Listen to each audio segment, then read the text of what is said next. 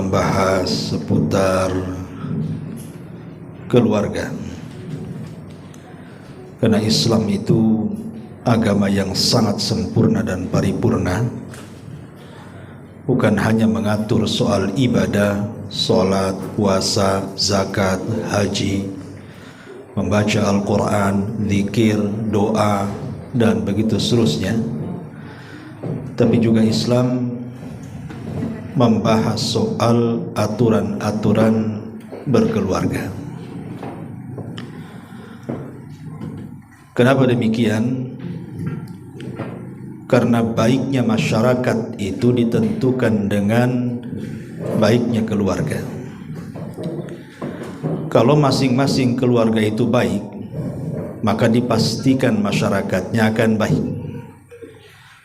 Tapi kalau keluarganya tidak baik, maka dipastikan masyarakatnya juga tidak baik.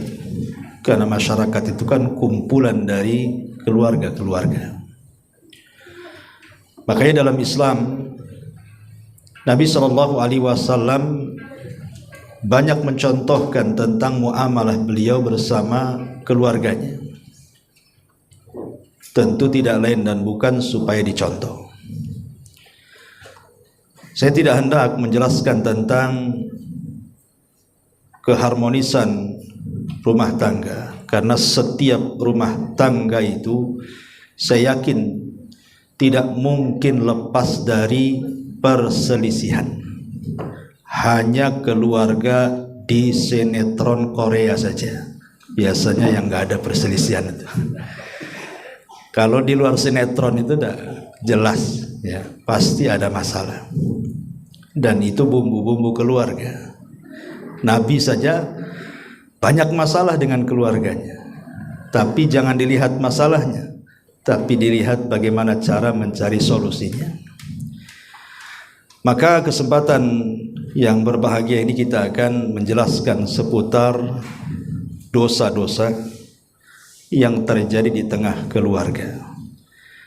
Karena sebenarnya yang menjadikan tidak harmonisnya keluarga itu karena dosa sebenarnya. Dosa itulah yang mempengaruhi kepada keluarga. Makanya kita ambil akar perselisihannya. Dengan mengetahui akarnya inilah kemudian mudah-mudahan sebagai nasihat bagi saya pribadi dan juga jamaah sekalian tentang masalah yang kita akan jelaskan ini. Kita ambil 3 poin. Poin pertama tentu yang berkaitan suami istri. Kemudian poin yang kedua khusus yang berkaitan dengan istri. Dan poin yang ketiga tentu khusus yang berkaitan dengan suami. Yang belum menikah dengarkan saja. Taib. Yang berkaitan dengan suami istri. Tadi saya sudah jelaskan di muqaddimah. Yang namanya keluarga itu tidak lepas daripada khilaf wal ikhtilaf. Berselisih dan adanya perselisihan itu tidak lepas, tidak mungkin, mustahil ya. Keluarga terbaik Nabi SAW saja berselisih, bahkan para sahabat juga sama.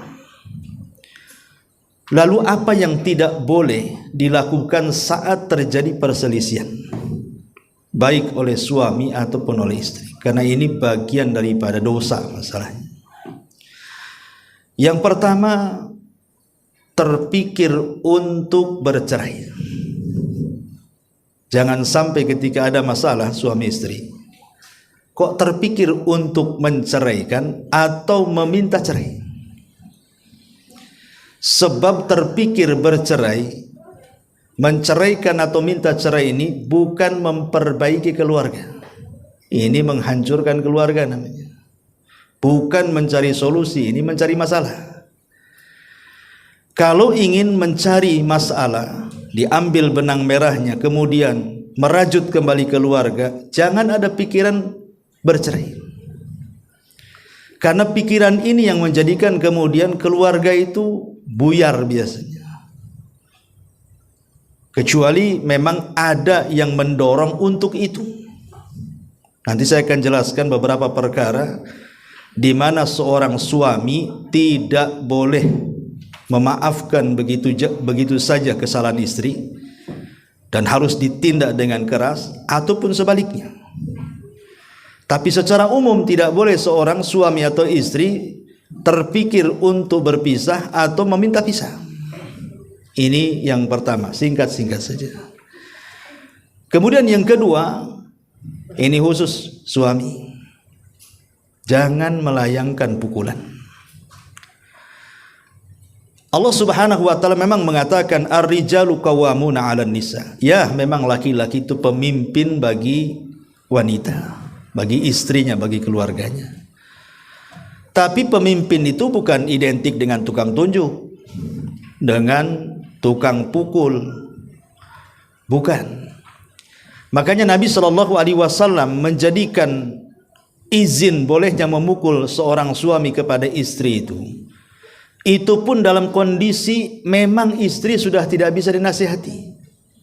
Pamannya istri melakukan nusuz, kesalahan, penyelewengan, perselingkuhan, kemudian suami menasihati tak bisa, pisah ranjang makin senang, maka boleh itu memukul sebagai tanda bahwa dia sudah tidak bisa mentolerir lagi. Artinya sudah bukan jodohnya. Itu pun kata Rasul, dzarban ghaira mubarri, pukulan yang tidak ada bekas. Karena biasanya umumnya nih di masyarakat, suami kalau mukul istri itu jarang memukul daerah paha, daerah pantat, jarang. Apalagi kakinya. Biasanya kalau mukul mesti wajah tuh. Sasarannya pasti wajah. Tidak mungkin sedikitlah yang mukul selain wajah tuh. Padahal kehormatan seorang wanita itu ada di wajah.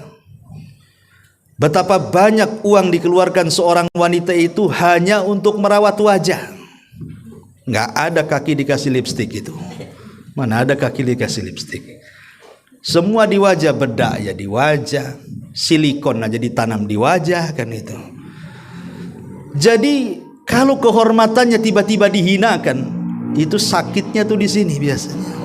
Ya, makanya kenapa tidak boleh memukul. Ataupun sebaliknya, istrinya pula yang garang. Mungkin dulunya latihan taekwondo, istri pula mukul suami. Ini kan terbalik ini, ya. Ini yang kedua. Yang ketiga, khusus kepada istri, jangan suka mendoakan laknat. Biasanya doa buruk itu datang dari istri. Kalau tersakiti oleh suami itu, dia suka mengeluarkan kata-kata yang tidak baik. Dulu ada kisah seorang syekh bercerita. Jadi ada tetangganya itu kalau marah sama anaknya selalu mengatakan, kau kalau kayak gini mudah-mudahan keluar peluru dari kepalamu, katanya.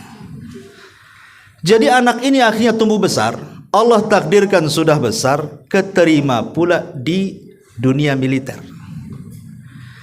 Kemudian setelah keterima, waktu latihan kawannya bercanda dengan pistolnya, diletakkan di kepalanya, disangka pistol itu kosong. Rupanya ditarik pelatuknya, keluar ada satu peluru masuk ke kepalanya, mati dia. Ya. Jadi teringat orang tuanya. Dulu padahal masih kecil dia ngomong begitu tuh.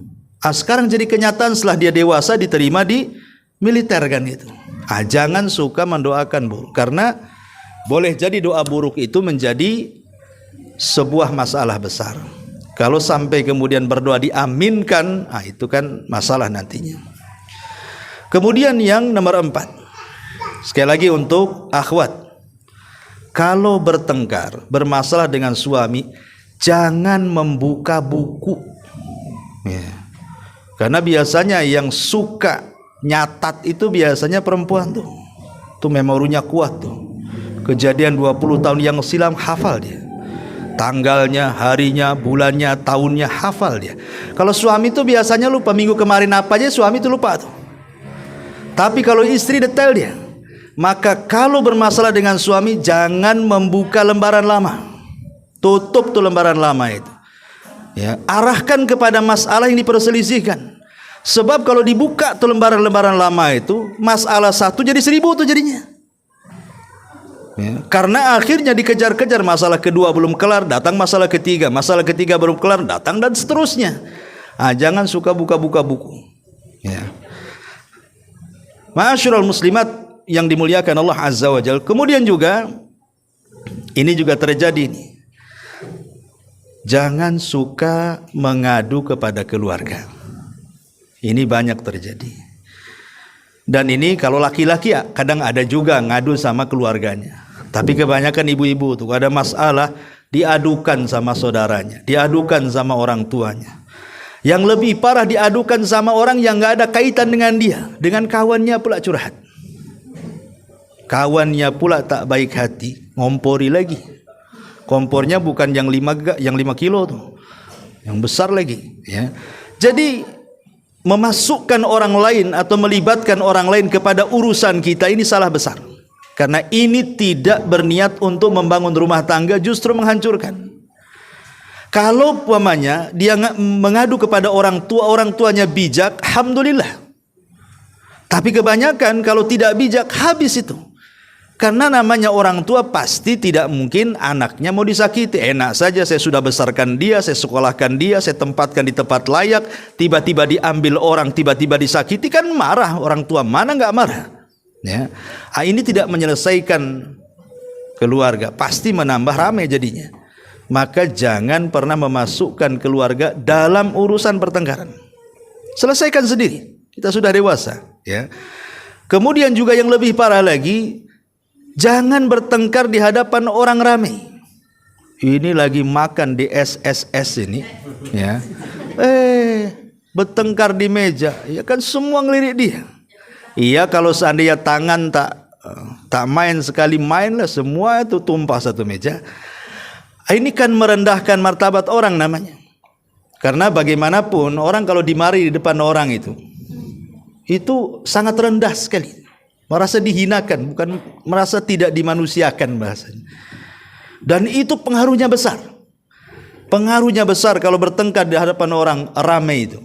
Maka jangan hindari. Jangankan di hadapan orang ramai, di hadapan anak-anak pun itu ulama menghindarkan, karena psikologi anak itu berbeda. Dia akan merekam dengan rekaman yang kuat anak-anak itu. Takut dicontoh. Ya. Ini juga masalah. Gak usah pakai angka lah, saya pusing. Kemudian biasanya juga kalau bertengkar, jangan kait-kaitkan perkara gaib. Maksudnya apa perkara gaib? Karena istrinya cantik, suaminya jelek, waktu tengkar, jangan-jangan kau sihir aku dulu ya, sehingga aku dipelet, akhirnya suka pula sama kamu, katanya. Nah. Atau mungkin satu kaya satu miskin juga, bawa-bawa dukun, kau pakai dukun di sana ya? Ya, kenapa aku jadi suka? Pasti ini jinnya sudah lari, makanya aku tahu siapa kamu. Ini kan, kau bawa-bawa sihir pula ke rumah tangga. Ingat, jodoh itu sudah dicatat di rahim. Malaikat waktu kita di rahim itu usia 40, jadi 4 bulan kan itu. Itu malaikat datang mencatat lo rizkinya sampai jodohnya dicatat di situ. Lah itu memang jodoh dia. Ya. Maka jangan bawa-bawa alam gaib dalam pertengkaran suami istri itu. Ya. Termasuk hindari mencela. Hindari mencela.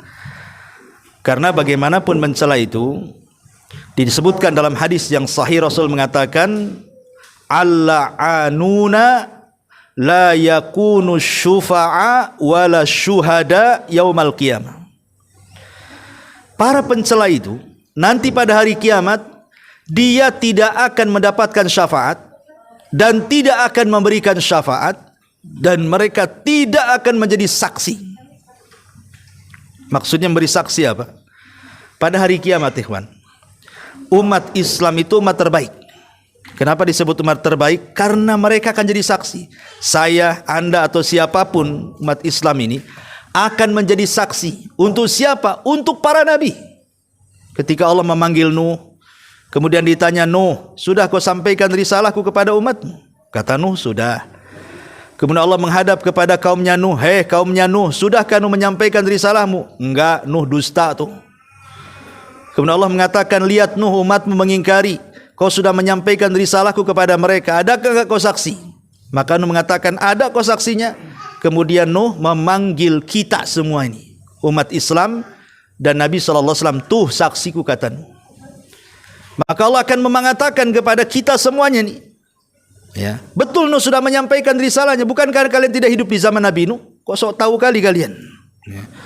Maka Rasul dan umatnya termasuk kita di situ akan mengatakan, bukankah kau yang mengatakan bahwa Nuh menyampaikan risalahnya itu dicantumkan dalam Quran? Kan Allah menjelaskan bagaimana Nuh menyampaikan risalahnya dalam Quran itu. Dalam surah Nuh. Maka Allah mengatakan, sodaktum, benar engkau. Artinya kita akan jadi saksi karena kita dianggap umat terbaik. Kecuali para pencela, para pelaknat tidak akan dimasukkan ke dalam saksi itu. Kalau sudah tidak dimasukkan menjadi saksi, berarti dia menjadi umat terburuk. Bahkan yang lebih parah, dia tidak mendapatkan syafaat. Padahal pada hari kiamat itu syafaat yang paling penting itulah keselamatan kita. Karena kalau sudah tidak ada syafaat, kemungkinan selamat cuma satu, dengan rahmat Allah Azza wa Jalla. Kalau Allah masih memberikan kasih sayangnya kepada kita, barulah dengan kasih sayang itulah kita selamat. Kalau tidak, maka akan dimasukkan ke neraka, diazab seazab-azabnya, naudzubillah. Maka jangan suka mencela. Karena biasanya kalau orang bertengkar itu kan memang tidak bisa mengkontrol, terus terang saja. Ya, bukankah Nabi SAW yang mengatakan, apabila engkau dalam kondisi marah, berdiri, kata Rasul, duduk. Kalau duduk masih marah, baring. Kalau baring masih marah, wudu. Kalau wudu masih marah, solat. Kalau solat masih marah, tidur. Tidak bisa tidur Ustaz masih marah. Minum CTM. Kalau tidak bisa juga. Ya. Kalau kok tidur masih marah, ya tak tahu, memang pemarah lah dia, tak paham juga kan.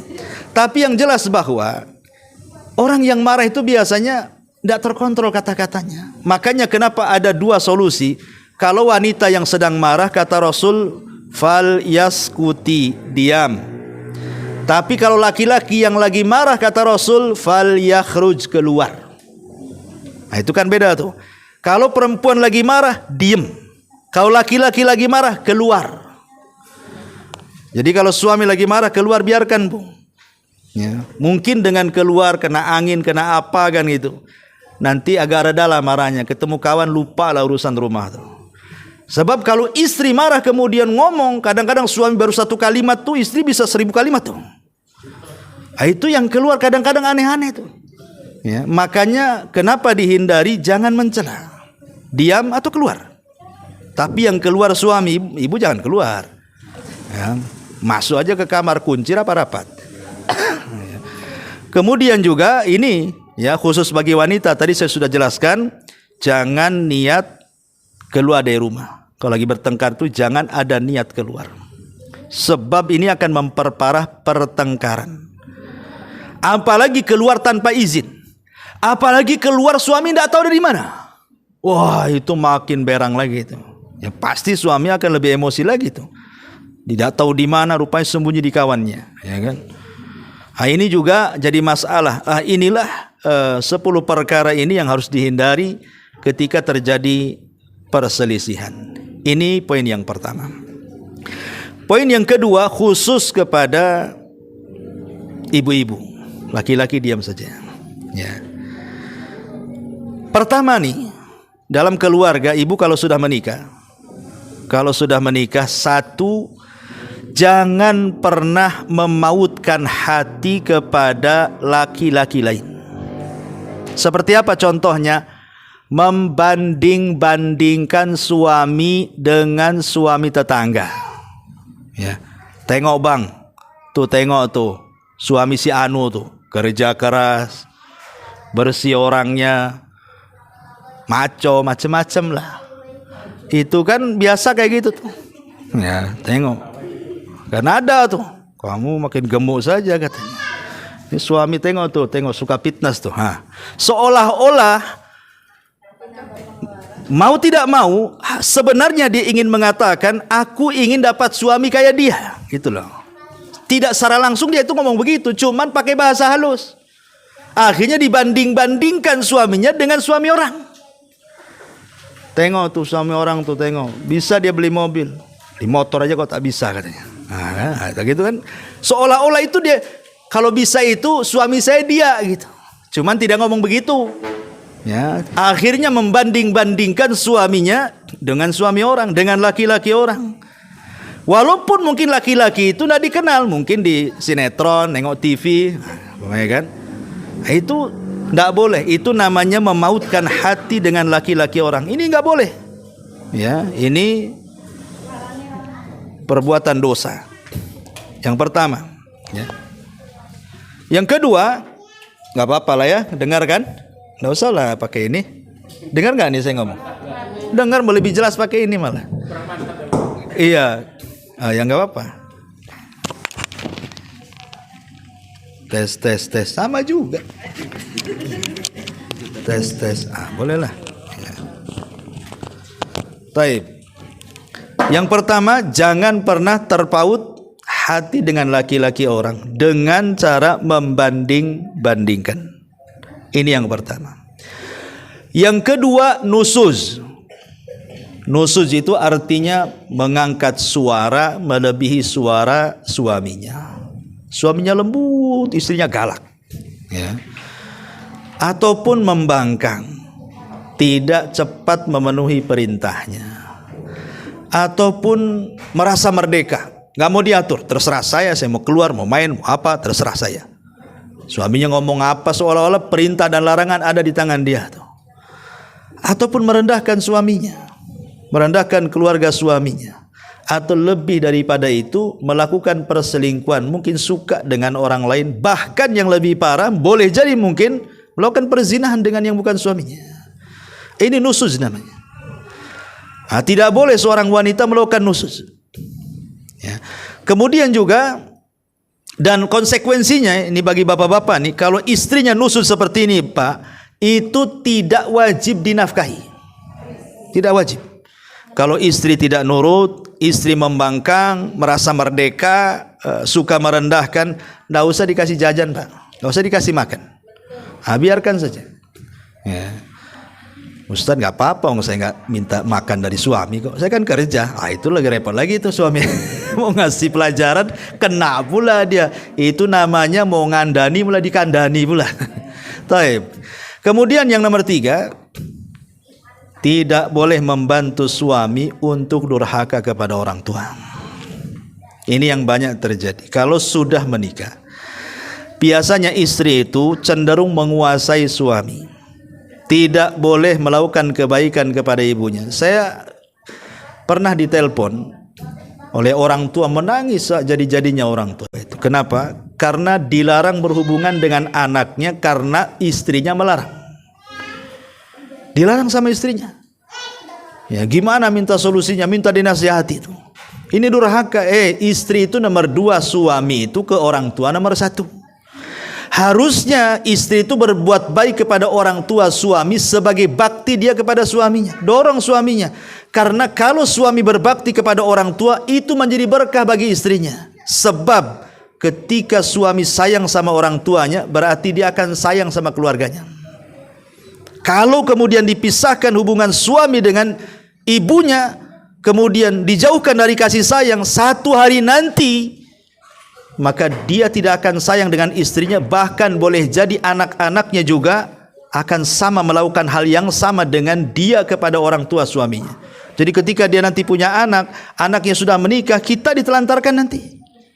Itulah yang disabdakan Nabi SAW, tabarru aba'akum tabarrukum abna'ukum. Berbuat baiklah kepada orang tua kalian, nanti anak-anak kalian berbuat baik kepada kalian.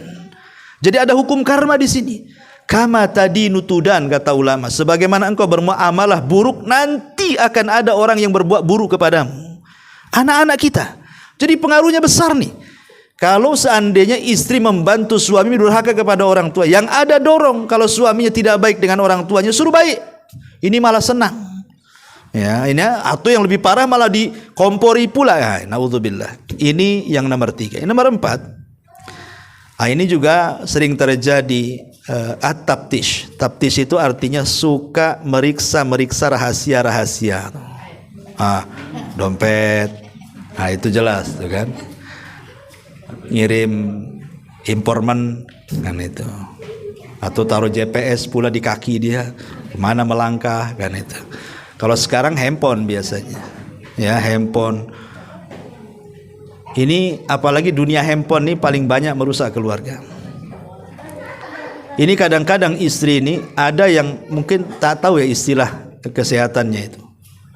Kadang-kadang sama suami ini kadang-kadang pertanyaannya banyak kali. Ya. Dari mana bang?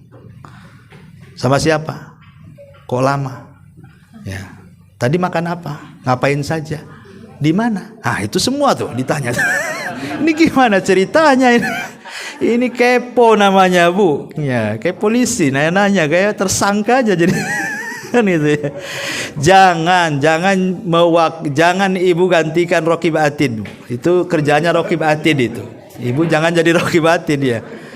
Kewajiban ibu itu kalau sudah nampak suami kok beda ini, ya kok lain, kok dingin, es aja nggak sedingin ini gitu. Itu kewajiban ibu ketuk pintu langit. Berdirilah tengah malam sepertiga malam itu, berdoa kepada Allah, minta hidayah supaya suaminya dirubah sama Allah.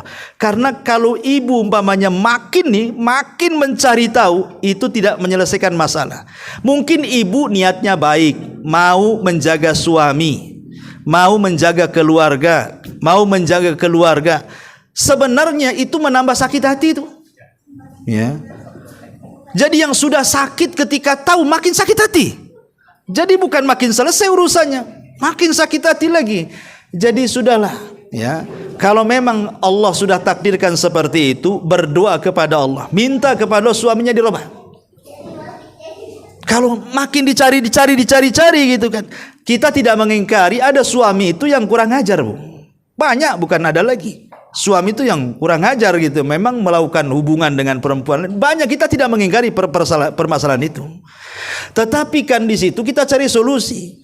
Sebab kalau kita terus mentaptis gitu ya, menjadi Raqib Atidnya suami gitu, ini bukan menyelesaikan masalah, justru akan semakin sakit, ujungnya stroke bu. Ya, ibu jadi stroke nantinya kan, mungkin darah tinggi, tensi naik jadinya kan. Nah, sudahlah, serahkan kepada Allah.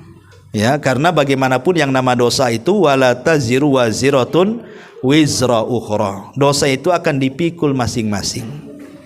Namanya keluarga itu sorganya sendiri-sendiri. Ada yang suaminya masuk sorga, istrinya masuk neraka. Ada yang sebaliknya, istrinya masuk sorga, sebaliknya juga suami masuk neraka, dan begitu seterusnya. Nah, tapi kan kewajiban istri bagaimana? Ya cari waktu-waktu menasihati, berdoa, karena doa itu silahul mukmin. Ini juga mau alasan apapun tidak diperbolehkan. Mau alasan cinta, mau alasan sayang, mau alasan itu bukan. Ya, itu akan tambah sakit. Yang sakit bukan suami, ibu yang makin sakit. Ya. Ya. Kemudian yang nomor 4, yang nomor 5, tidak boleh ini menyingkap rahasia khusus keluarga. Jangan bu ya. Jangan cerita kawannya gaji suaminya. Jangan cerita sama kawannya keperkasaan suaminya. Jangan cerita kawannya soal mungkin adat-adat kebiasaan suaminya yang buruk. Suami saya itu aduh susah bangun. Nah, jangan, itu kan membuka aib suaminya. Ya, yang satunya masih mending suamimu bangun jam 4. Suaminya bangun jam 7. Yang lain ngantuk, saya jam 10. Wah, ini kan jadi tasalsul akhirnya kan. Nah, jadi walaupun hanya kebiasaan-kebiasaan buruk jangan diceritakan, apalagi sampai kepada urusan ranjang. Karena ada hadis yang mengatakan, inna min asyarrin nas indallah, sesungguhnya seburuk-buruk manusia di sisi Allah Subhanahu wa taala yaumal qiyamah, pada hari kiamat, ar-rajulu yufdi ila imraatihi wa tufdi ilaihi summa yanshuru sirraha. Seorang suami menyebarkan keburukan istrinya, atau istri menyebarkan keburukan suami, kemudian disebar ke halayak orang. Yang lebih parah pula curhat di medsos dia. Suaminya sudah nyakiti dia, curhat di medsos. Ya. Nah, ini bahaya, jangan, karena ini dosa besar. Kemudian yang nomor 6, jangan suka memuji wanita lain depan suami, Bu. Jangan. Mau ngomong, bi, tengok cantik kali dia. Lah, berarti kan dia nggak cantik. Dia mengakui dia nggak cantik kan gitu ya. Karena dia memuji kecantikan orang, maknanya dia nggak cantik, nggak layak untuk suaminya. Tidak boleh menceritakan habis dari kondangan sana sini ceritalah kawan-kawannya tentang kecantikannya, kemolekannya, kekurusannya, macam-macamnya semua diceritakan. Ya, yang gendutnya, yang kurusnya, yang tingginya, yang pendeknya, kayak penjahit ngukur, tahu dia ukurannya sekian-sekian tuh. Ya, jangan menceritakan soal wanita lain, apapun ceritanya. Ya, jangan. Ini yang nomor 6. Yang nomor 7. Jangan sampai menjauh dari ranjang atau kamar kalau masalahnya tidak terlalu besar. Kan ada perselisihan ringan, ada perselisihan besar. Kalau hanya perselisihan ringan, jangan sampai menjadikan kemudian seorang istri menolak ajakan suami. Atau masalah-masalah sepele lah, mungkin ibu capek habis ngepel, habis masak, habis nyuci, capek, tengah malam suami pengen, alasan nanti aja lah, capek saya, besok aja lah. Apalagi tengok ATB tidak nyala, besok tidak bisa tidur, kita nggak bisa mandi jinabah katanya, gara-gara ATB nggak nyala. Ya, tak mau pula tuh diajak. Kan ibu bisa tayamum, tapi tayamum jangan guling-guling di pasir. Maksudnya ya tayamum biasalah diniatkan junub. Atau gara-gara cuaca dingin karena hujan dari pagi sampai malam diajak, dingin lah, malas nanti mandi besok lah. Ini nggak boleh. Ya. Jadi tidak boleh, kecuali dalam kondisi tertentu, ibu lagi head, lagi nifas, ya kan nggak boleh. Atau ibu lagi sakit parah, memang separah-parahnya ya wajar gitu. Tapi kalau sakit ringan tak boleh. Kenapa gini bu? Kalau suami bu makan itu bisa beli di warung Sunda, ya. Pakaian itu bisa beli ke Megamall, ya. Apapun berkaitan di luar kasur itu bisa beli. Tapi khusus urusan ranjang itu tidak bisa dibeli. Itu masalahnya. Ini satu. Yang kedua, tujuan suami menikahi ibu itu untuk menjaga kehormatan, untuk ifah. Ifah itu supaya jangan melakukan zina. Sekarang di hadapannya ada yang halal, berpahala. Kok kemudian ibu menjauh? Ini namanya melepaskan tujuan awal suami. Jadi kalau suami berzina di luar itu ya gara-gara ibu ndak pandai melayani suami sebenarnya. Karena tujuan nikahnya nggak kecapai di situ. Kan tujuan nikah suami itu cuma satu, menghindari zina, ada yang halal, itu tujuannya itu. Bagi suami yang lain itu kecil. Bagi suami itu yang lain kecil, masalah ekonomi, masalah apa itu kecil, tapi urusan itu, wah itu bisa jadi masalah tuh. Kalau itu sudah tidak tersalurkan, ngambek-ngambek dia. Makanya kenapa wanita yang menolak itu dilaknat tuh sampai subuh tuh. Ya, karena keinginan suami yang merupakan tujuan nikah tertolak, disitulah malaikat ikut marah. Suami marah, malaikat ikut marah. Kata Rasul dalam sebuah hadis, idza da'ar rajulu imra'atahu fata'ba la'anathul malaikatu hatta tusbiha. Ya, apabila seorang suami meminta kepada istri kok ditolak-tolak dengan macam-macam alasan, maka dilaknat sampai subuh. Kalau meninggal, aduh naudzubillah, meninggal di atas laknat tuh. Ya. Jadi jangan cari-cari alasan. Dingin, sekarang sudah ada kompor. Apa yang mau didinginkan lagi? Ya kan? Apalagi ada pemanas, ATB ndak nyala. Ada tayamum, bisa tayamum, nggak ada masalah. Ya, tayamum lebih enak lagi, cepat lagi. Kalau tayamum kan, ya nggak mungkin juga gedor pintu tetangga minta air, tetangga pun sama-sama juga mati TTB-nya. Kan gitu ya kan. Kecuali ibu belakangnya ada kolam lah, tinggal jegur di situ. Tapi intinya kan ini juga masalah juga. Jangan sampai menjauh dari ranjang gara-gara masalah sepele. Kemudian yang nomor 8. Jangan suka mengambil harta suami tanpa izin. Ya, lihat dompet aja jangan, apalagi buka, apalagi ngambil yang merah pula. Nah, gitu. Ingat bahwa sebaik apapun niat istri ngambil harta suami, anggaplah untuk sedekah, ngasih fakir miskin, ngasih anak yatim. Tapi kalau caranya mengambil tanpa izin, itu namanya nyuri. Ibu jadi Robin Hood itu namanya. Robin Hood itu kan itu, nyuri untuk orang susah. Itu kurang lebih dengan Robin Hood itu jadinya. Ya. Jangan jadi Robin Hood tuh. Ya. Minta izin baik-baik. Kalau dikasih alhamdulillah, enggak ya sudah, niat ibu mau sedekah sudah ditulis pahalanya. Itu ya yang harus dipahami. Kecuali kalau suaminya bakhil, pelit, apalagi ya kikir, dekil, semuanya lah masuk tuh. Buntut kasiran tuh apa tuh ya. Pokoknya kalau memang kondisi seperti itu dibolehkan, karena di zaman Rasul ada kasusnya. Hindun bin Abi Sufyan itu datang kepada Rasul, suami saya ini rajulun sakhi, orangnya pelit, pelit-pelitnya ya. Boleh enggak kalau saya mengambil hartanya untuk saya dan anak saya, katanya. Kata Rasul, boleh, tapi sekedar yang wajib saja.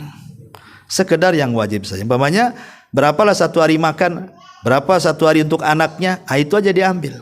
Jangan pula dikuras ATM-nya semuanya. Itu ngerampok namanya kan itu ya. Maka ini harus dipahami, jangan baik ngomong baik-baik izin ya, kecuali kalau kikir suaminya ya. Kemudian juga jangan, tadi saya katakan jangan meminta cerai ya, jangan suka dikit-dikit minta cerai. Taib, ini juga perkara-perkara yang harus dihindari oleh istri kepada suami. Nomor 9 ya. Oh ya, nomor 10. Ya, tidak boleh seorang istri mudah mengeluarkan perasaan, karena kan cobalah istri itu memang walaupun secara tabiat istri itu suka mengikuti perasaan, tapi kan sudah tahu jangan sesekali kemudian mengingkari kebaikan suami, karena memang inilah sisi kekurangan istri. Sisi kekurangan istri itu biasanya dia tidak memandang kebaikan suami, walaupun kebaikan suami itu banyak sekali, gara-gara satu masalah hilang semua. Memang begitu ya. Dan itu karena luapan perasaan, tidak memandang kebaikan. Walaupun 1 tahun suaminya berbuat baik, itu gara-gara satu SMS itu bisa jungkir balik dunia akhirat. Itu memang begitu. Ini jangan suka ngikut-ngikuti perasaan ya. Perasaan yang baik ikuti, kalau yang tidak baik jangan. Ini yang nomor terakhir dari kesalahan-kesalahan istri kepada suami. Taib. Kemudian sekarang poin yang ketiga, kesalahan suami. Bapak-bapak, 1, tidak memberikan nafkah. Ingat, istri itu dia dirawat baik-baik sama keluarganya, dibesarkan, dikasih makan yang baik, dikasih tempat yang baik. Sudah besar kalian ambil pula. Dulu dia dikasih makan baik, sekarang tak dikasih makan. Asal-asalan si tempe, tahu tempe tuh. Itu kalau di pondok namanya nahu sorop tuh. Nahu sorop tuh. Kalau tempe itu si nahu sorop aja katanya makannya. Ya, jadi kasih yang bergizi, kasih nafkah yang baik. Ya, kasih makan, kasih tempat tinggal. Ya, nafkah itu berkaitan dengan makan, tempat tinggal, kesehatan, pakaian. Itu 4 disebut nafkah namanya. Ini harus dipenuhi ya, baik lahir ataupun batin. Kemudian yang nomor 2, tidak memberikan keamanan kepada perasaan istri. Suami dijadikan suami itu supaya istri merasa aman. Berarti kan ada security yang menjaga dia. Mungkin kalau badan iyalah, tapi yang lebih daripada itu, keamanan hati itu harus lebih. Karena ada suami itu yang suka nakut-nakuti istri. Dengan cara apa? Saya mau kawin lagi lah. Saya mau kalau gini saya mau kawin lagi aja lah. Itu nakut-nakuti itu. Kok kawin lah, ngapain nakut-nakuti? Ya, jangan suka nakut-nakuti dengan cara ya, saya akan ceraikan, saya akan usir, saya akan kawin lagi, pokoknya macam-macam lah bahasanya. Jangan suka nakut-nakuti. Ya, kasih keamanan. Kalau mau kawin jangan bilang-bilang, gitu maksudnya. Itu. Jadi intinya bahwa jangan suka menakut-nakuti, karena itu bentuk tidak memberikan keamanan. Jadilah pengaman bagi badan dan perasaan istri. Ini kedua. Yang ketiga, tidak memberikan tempat tinggal yang layak, seperti umpamanya dicampurkan dengan keluarga, dicampurkan dengan ibunya, dengan bapaknya. Ini akan jadi muskilah ya. Tanggung jawab istri, terutama pengantin baru kan gitu, kan masih ngikut orang tuanya tuh. Bolehlah pertama kali memang ngikut orang tuanya, Tapi sebisa mungkin ada limit batas waktu. Kalau bisa keluar, entah sewa satu kamar dulu. Insya Allah nanti lama-lama akan bisa beli rumah kok. Kita semua dulu tidak punya rumah. Setelah menikah lama-lama punya rumah kaya. Dicukupi kehidupannya. Karena itu memang jaminan Allah bagi orang sudah menikah. Sebab kalau masih hidup sama orang tua itu pasti masalah. Ya, berikan kekuasaan, punya dapur sendiri, kamar sendiri, ruang tamu sendiri, teras sendiri. Itu kebanggaan seorang istri itu, walaupun hanya nyewa. Ya, ini juga yang nomor 3. Yang nomor 4, kadang-kadang ada seorang suami memaksa istrinya untuk melayani keluarganya. Nggak boleh dipaksa. Istri itu berbuat baik kepada keluarga kita laki-laki itu karena dia berbuat baik kepada kita, kepada suami. Makanya dia berbuat baik kepada keluarga kita. Jangan suka maksa. Tolong rawat bapak saya, ya. Tolong rawat ibu saya. Kalau nggak saya ceraikan. Nah, itu gimana ceritanya? Ya. Maka tidak boleh memaksa-maksa supaya berbuat baik sama keluarganya. Karena itu sudah kewajiban memang istri itu berbuat baik sama keluarga suami.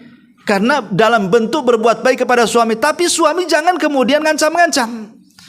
Nah, ini ada juga yang terjadi seperti itu. Nah, ini yang nomor 4. Yang nomor 5, melarang istri berhubungan dengan keluarganya. Pamannya istrinya mau datang ke keluarganya tak boleh. Nelpon sama ini, nggak usah, habisin pulsa aja katanya. Nah, pulsa pula disalahkan. Ya. Jadi kadang-kadang melarang istri berhubungan baik dengan keluarganya, ini bagian daripada memutus silaturahim. Jangan berdalil, hak saya lebih dibandingkan orang tuamu. Jangan begitu. Ini bukan dalil. Ya, memang kewajiban istri yang pertama kali suami, tapi suami kemudian jangan sok merasa karena dia nomor 1 melarang-larang istri berbuat baik sama keluarganya, apalagi dia jadi durhaka lagi. Oh, naudzubillah. Nah, maka ini juga tidak boleh dilakukan seorang suami. Yang nomor 6, ya, tadi sudah saya jelaskan secara khusus memukul. Tidak boleh. Marah-marah, memukul tidak boleh. Kemudian yang nomor 8, nomor 7, nomor 5, nomor 6. Ini yang mana satu? Iya. Nomor 7, Bu. Ibu nih kadang-kadang apa saya kurang keras atau ibu yang budak saya enggak tahu. Tapi yang jelas nomor 7 lah ya. Iya. Kemudian memaksa urusan ranjang tetapi dalam hal-hal yang diharamkan. Enggak boleh. Istri lagi haid dipaksa, ya. Istri lagi nifas dipaksa, istri lagi sakit parah dipaksa. Yang harusnya kan dihindari. Ada cara-cara lain kan itu. Memaksa dalam kondisi ataupun berhubungan dari naudzubillah dari duburnya, ya, dan begitu seterusnya seperti homo, maka ini lebih parah lagi, tidak boleh. Kemudian juga yang nomor 8, menggantung tanpa mencerai. Ada suami istri kalau bertengkar nih, ya, istrinya itu udah mau pisah, tapi suami tak mau. Pada jelas-jelas itu suami sudah tidak bertanggung jawab, kurang ajar, suka mukul, suka marah, menghina dan begitu seterusnya. Nggak tahan nih si istri ini. Dia mau keluar dari iblis bahasanya gitu ya. Tapi si suami tak mau dibiarin aja. Digantung. Nggak boleh. Menggantung anak orang itu nggak boleh. Kalau kita sudah tidak sanggup berbuat baik kepada mereka, lepas saja. Biar dia cari kehidupan yang layak untuk dia. Karena perceraian itu bukan berarti akhir segalanya. Bisa saja memang sudah ditakdirkan. Ini juga ini kezaliman masalahnya, menggantungkan tanpa mencerai itu. Kemudian yang nomor 9, ini juga sama, tidak boleh seorang suami itu membanding-bandingkan istri dengan istri orang. Tengok tuh istri tetangga itu rajin, kok malas sekali. Seolah-olah suami mengatakan kalau bisa istri saya itu yang sana. Kau itu bagusnya jadi istrinya orang sana. Kesannya kan begitu, bolak-balik. Nah, itu juga kurang lebih seperti itu. Ini kemudian juga kebiasaan suami jangan suka mencela. Ya, ini juga masuk. Taib. Sekarang poin-poin yang penting. Ada kesalahan-kesalahan istri. Suami tidak boleh mentolerir. Suami harus tegas. Ya, bisa kepada taraf menceraikan atau Ya menasihati dengan tegas. Jangan cemen bahasanya. Membiarkan istrinya seperti itu, dimaafkan. Biarkan, kasihan. Bukan begitu. Itu tidak ada ingkar kemungkaran dalam keluarga. Jadi ada kesalahan-kesalahan istri itu fatal. Jangan dibiarkan. Nasihati, kerasi. Kalau perlu ceraikan juga. Ya. Tapi tentu ini bukan solusi ya. Kalau masih bisa nasihati, nasihati. Kalau tidak bisa ya mau diapakan lagi. Karena wanita seperti itu tidak layak dirawat. Masalahnya. Ya. Apa saja tuh kesalahan-kesalahan istri yang tidak bisa ditolerir itu. Pertama, kalau istri berkhianat dalam agama. Kalau istri berkhianat dalam agama, tidak sholat, tidak mau sholat istrinya. Ini kan berkhianat dalam agama. Suruh sholat tak mau. Ataupun mungkin lisannya menghina Allah, menghina Rasul, menghina ayat-ayatnya. Atau menghina syariat Allah. Ini istri kufur kayak gini nih. Suami jangan diam saja. Sayang Ustaz, mau diceraikan, cantik pula katanya. Nanti kalau saya ceraikan dapat pula yang jelek katanya. Ini urusan agama. Enggak, jangan memandang dia cantik, dia baik, nah. Kalau sudah dia khianat dalam agama, harus tegas. Nasihati. Kalau tidak bisa nasihati, orang seperti ini diceraikan saja. Masa hidup sama orang yang kafir, macam mana pula? Menghina Allah, menghina ayat, ini bisa kufur, keluar dari Islam. Berarti Anda serumah dengan wanita kafirah kalau begitu. Ini bahaya. Nggak bisa ditolerir. Kalau punya istri kayak gini, tegas. Ya, ini yang pertama. Ya. Yang kedua, tadi, pamannya istri menyamakan kita suami itu dengan suami orang. Ini harus tegas ini. Ya, karena kalau dibiarkan ini akan melunjak tuh. Karena hakikatnya dia nggak cinta kita, dia cinta orang tuh. Maka jangan diam saja. Ya. Kemudian yang ketiga, keluar tanpa izin, tidak tahu alamatnya di mana. Ini kesalahan fatal nih, jangan dibiarkan. Harus dicari, dinasihati.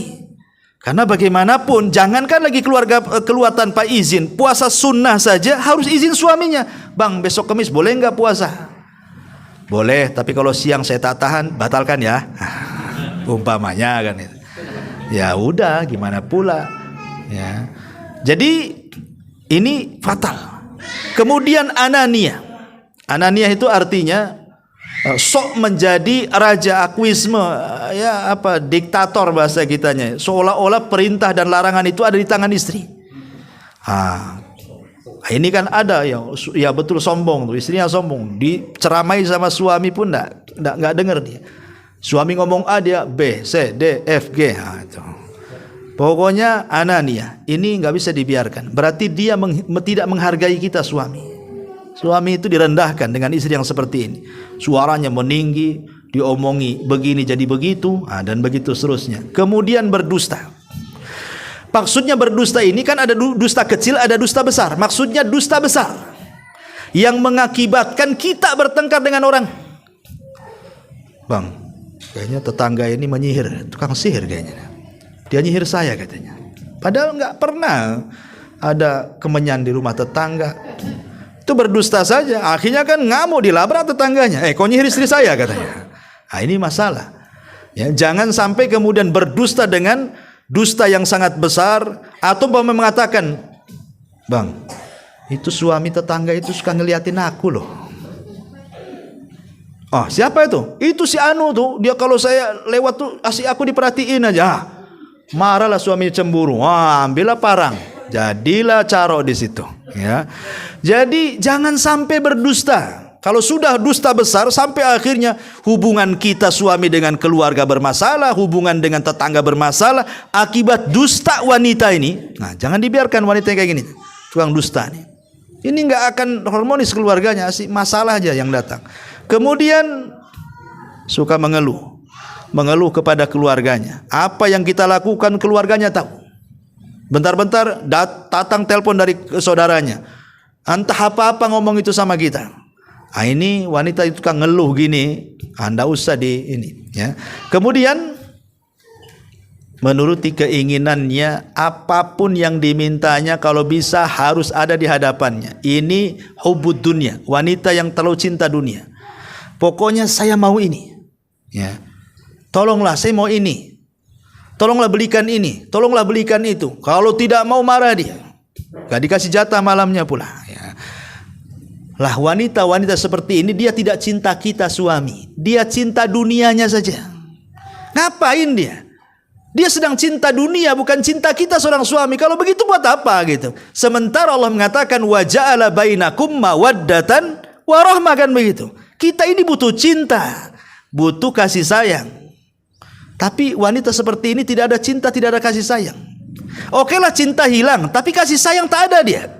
Nggak kasihan suaminya berkeringat pagi, berangkat pulang sore keringatan, tahu-tahu hanya untuk itu saja. Nah, ini jangan ditolerir wanita kayak gini nih. Ya. Ada nggak di sini? Saya nggak tahu. Tanya aja Bu. Ya. Kemudian, ya. Ini juga suka bongkar-bongkar rahasia. Ini nggak bisa ditolerir. Tadi sudah jelaskan. Suka bongkar-bongkar rahasia. Adat istiadat, kebiasaan suami. Kok tetangga bisa tahu gitu. Bisa tahu suami jarang mandi, kok tahu kawannya tuh. Berarti memang dikasih tahu kan gitu. Kalau nggak dikasih tahu mana tahu. Ya. Jadi jangan sampai kalau suka ini bongkar-bongkar rahasia, ini nggak bagus. Ya. Kemudian suka memudah-mudahkan urusan yang merupakan kewajiban dia dimudah-mudahkannya. Berdandan itu kan kewajiban istri di hadapan suami, itu dimudah-mudahkan. Tapi kalau keluar ke pasar aja berdandan tuh. Tapi pulang dari pasar jelas tuh pasar becek bau macam-macam, tak segera diganti, dibiarin aja dia bau lumpur di situ di rumah tuh. Ya. Kok keluar rumah tak bau lumpur, ya pulang pula bau lumpur. Ya kan di pasar mungkin beli ikan beli apa, nggak segera diganti. La haula wala quwata illa billah. Nyaman pula di situ. Kayak dia kawin sama ikan jadinya kan. Naudzubillah kan. Taib. Ini juga yang jadi masalah juga. Nah, ini namanya kalau terjadi sifat-sifat yang seperti ini, suami tidak boleh mentolerir. Karena ada suami-suami yang takut istri. Sudah jelas-jelas istrinya kayak gini, dibiarin aja. Dimaafkan, kasihan, cantik. Nanti kalau seandainya saya dapat saya tak secantik dia. Enggak. Man taraka syai'an lillah awadallahu khairan min. Barang siapa yang meninggalkan sesuatu karena Allah, Allah ganti yang lebih baik nanti. Ya. Tetapi kalau sudah tidak bisa nasihati, kalau masih bisa alhamdulillah. Ya, kalau enggak buat apa lagi dirawat. Ini kalau terjadi kepada istri tidak bisa ditolerir.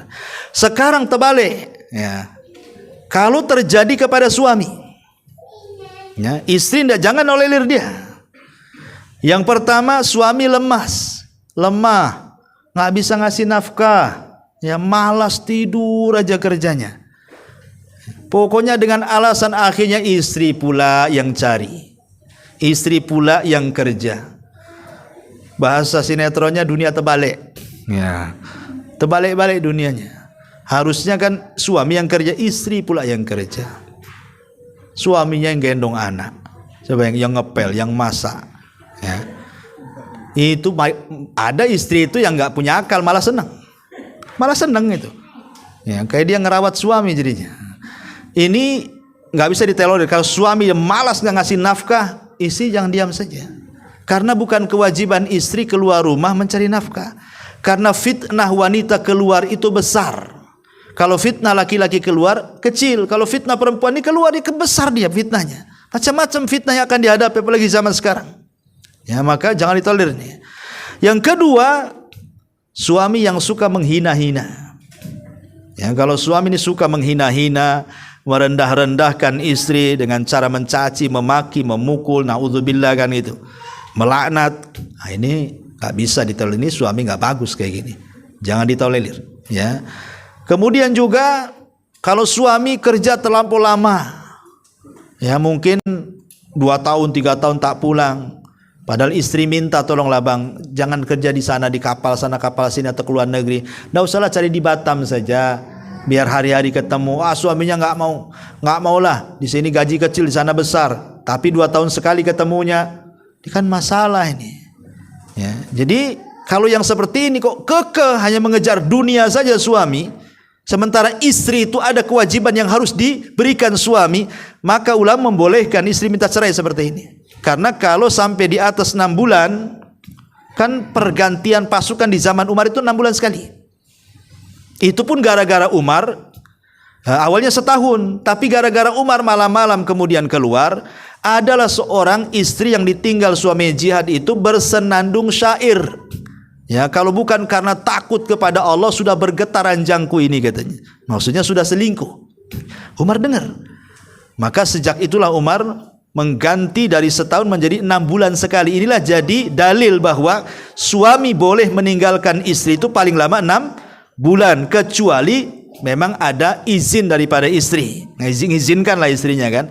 Tapi kalau tidak ada izin suami istrinya yang minta, maka kalau kemudian lewat 6 bulan istri boleh menggugat cerai itu. Ya.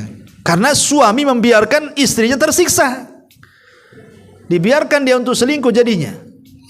Taib, ini juga tidak bisa dibiarkan. Termasuk juga kalau suaminya diperiksa, suaminya juga anin itu mungkin impoten atau apa istilahnya, tidak bisa memuaskan, ya tidak bisa lah lanjut. Ya, maka boleh istri meminta cerai.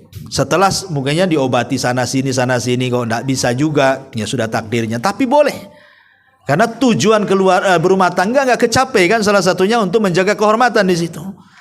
Nah, termasuk juga istri melihat suaminya sudah mulai tidak baik, mungkin selingkuh dengan orang, dengan perempuan orang dan yang lainnya. Setelah dinasihati, dimaafkan sekali dua kali masih juga. Nah, itu nususkan tidak harus dari perempuan aja, dari laki-laki banyak, dan itu paling banyak karena biasanya yang paling setia itu perempuan, laki-laki jarang setia. Ya, makanya kalau memang sudah tidak bisa ditolerir, sudah terlampau sakit sekali, maka boleh nasihati dengan keras. Kalau perlu ancam, udah kita pisah saja. Suami mungkin senang lah. Ya emang dari dulu saya tunggu kayak gini nih. Ini repot pula, suami nggak berakal ini kan. Taib. Jadi ini di antara hal-hal yang bersifat dosa-dosa yang harus dihindari di tengah-tengah keluarga ya. Ini sudah jam 11:16. Taib. Kita batasi sampai setengah 12. 15 menit lagi kita buat tanya jawab, silakan.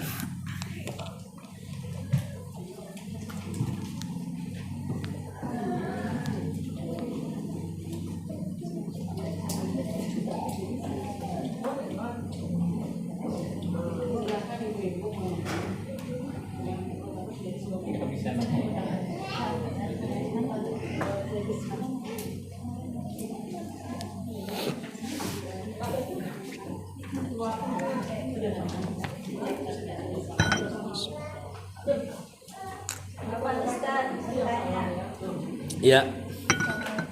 Waalaikumsalam. Bagaimana sikap istri yang cuma ngecek dompet suami, hanya ingin tahu aja ada isinya apa tak gitu ya. Udah dulu pas cek itu nggak ada isinya, kita isi itu gimana Ustaz? Ibu mau minta pulsa atau apa?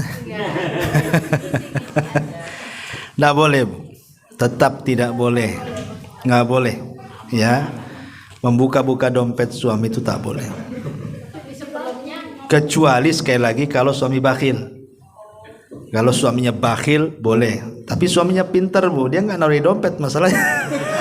Dia naruh di kopiahnya itu. Tapi diisi lagi, Diisi lagi, diambil, diisi lagi. ya 700, 500 gitu. Yang isi siapa? Ya istrinya. Ke dompet suami. Baik kali, saya mau oleh istri kayak gitu. Dia suka itu ngisi ATM. Suaminya senang lah kayak gitu tuh. Dicatat jadi utang tuh nggak, Bu? Diambil semua dulu. Iya, hukum asalnya tak boleh. Ingat ya, hukum asalnya membuka dompet suami tak boleh. Itu masalah privasi. Hak suami itu kalau sudah ngasih nafkah sama ibu dan cukup, berarti sisa uang itu bukan hak ibu. Kecuali kalau memang ditelantarkan hak ibu dan belum merasa cukup secara adat istiadat suami memberikan sesuatu kepada istri, ya umumnya berapa gitu kan. Dan itu juga harus melihat kemampuan suami kan. Kecuali tadi kalau seandainya dia bakhil, maka boleh. Tapi kalau tidak bakhil, maka tidak boleh. Kalau seandainya mau memasukkan uang ke dompet suami, nggak ada masalah. Tapi dikhawatirkan suami tak tahu. Ya, akhirnya kemudian dia nyangka-nyangka jangan-jangan bukan dompet dia. Ya, maka sebaiknya kalau mau ngasih aja, Bu. Sebab kalau ibu mau bantu suami itu, ibu dapat 2 pahala. Pahala sedekah kepada suami dan pahala berbuat baik kepada suami. Seperti kisahnya siapa? Istrinya Nabi Ayub. Ketika Nabi Ayub itu terbaring 18 tahun, yang cari nafkah siapa? Istrinya. Istrinya. Itu wanita berakal tuh. Jadilah istri Ayub. Wanita sekarang jarang berakal. Kalau suami sakit udah lama minta cerai, ngapain suami saya lumpuh katanya. Tapi lihat istrinya Ayub, sabar dia. Kata para ulama, perbuatan istri Ayub yang mencari nafkah itu mendapatkan 2 keutamaan. 1, sedekah kepada suami. 2, berbakti kepada suami. Ya, jadi kalau ibu mau ngasih uang pada suami, itu suami mana yang gak senang, Bu? Nggak ada di dunia nggak senang suami itu kalau dikasih uang sama istri, apalagi rutin tiap hari. Gitu kan. Yang nggak apa-apa, kasihan ya. Intinya bahwa ya kalau bisa dikasih tahu saja, jangan tidak dikasih tahu. Kalau kasih tahu itu namanya ngeprank, Bu.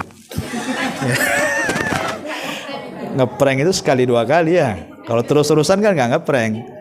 Nah, tapi insya Allah suami tahulah itu, walaupun suami mesti tahu.